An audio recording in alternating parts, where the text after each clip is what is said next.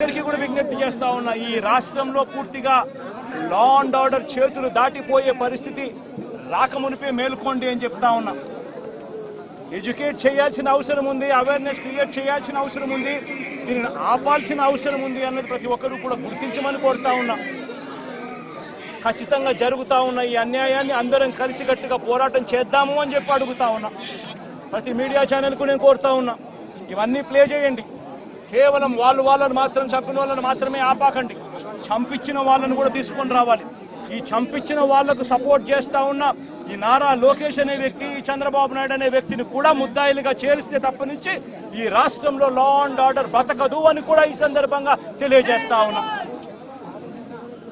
Sir ఇప్పుడు 59 కేసులు ఉన్నాయన్న. ఢిల్లీలో ధర్నా చేసిన తర్వాత కూడా దొరకలేదు.